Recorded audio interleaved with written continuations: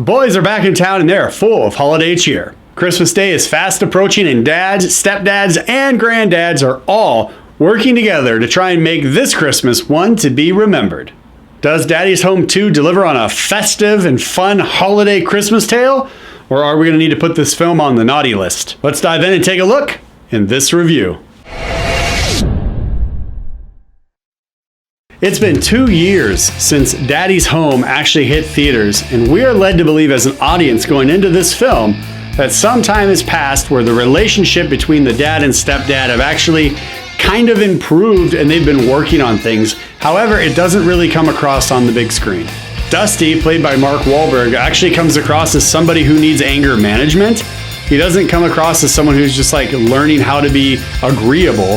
He looks like someone who's just repressing all of his anger, and it eventually kind of spirals out towards the end of the film, which leads to some comedic moments. Brad felt more confident in this story. Like over time, he actually learned how to have self-confidence until an issue arose. And as soon as there was any trouble or anything like that, we see him kind of scale back into insecurity like he did in the first one, until it again eventually spirals out of control towards the end of the film, leading to some very comedic moments.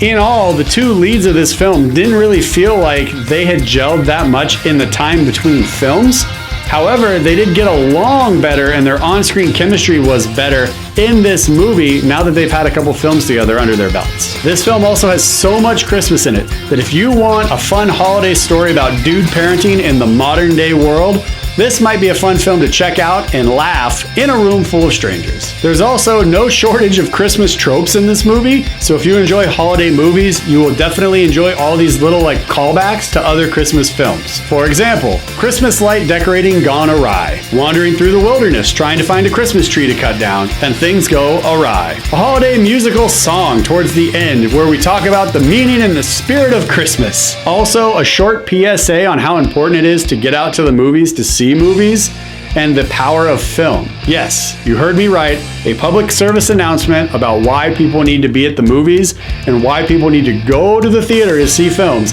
actually takes place in this film during the Christmas song near the end of the film. On a positive note, the on-screen chemistry between John Lithgow and Mel Gibson was fantastic. Halfway into this movie, I just sat there in the theater and I was like, I just want to see these two guys do more films together, as a super nice and super innocent, charming guy, and then as a surly curmudgeon. Those two guys played off of each other so well, I was loving it. Also, no spoilers, by the end of the film, we do get to see that there might be a possibility for a spin-off film with just these two guys. I personally believe the writers just sat back and said, look, we're going to let you guys get to know these characters over the entirety of the film, and that way we didn't actually have to get a really big buildup of who these characters are before we meet them. And in all honesty, I'm actually fine if they just wanted to do a short 30-minute clip before Daddy's Home 3 if they actually make a Daddy's Home 3. Similar to what Pixar does with the shorts or what Marvel used to do with those one-shots where you just get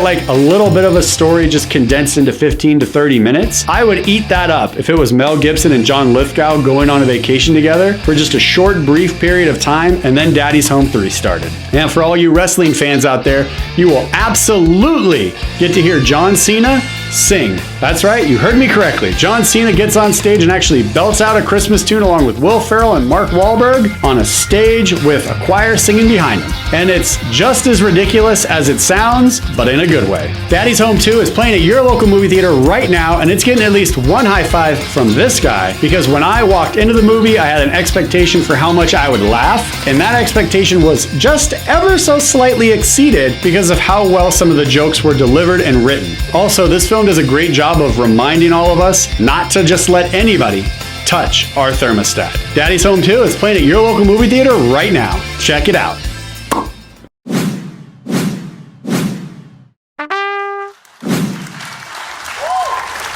Hi, I'm Jeremy Bernansky, and you've just finished watching a movie review on Bernansky's Vlog. Along with the movie reviews and the weekly show, we also do the Certified Rad segments and the movie news breakdown, which you may want to check out. All right, everybody, we'll see you next Monday for a brand new episode of Bernansky's Vlog, Monday morning, 10 a.m. PST. See you there. Have a great week.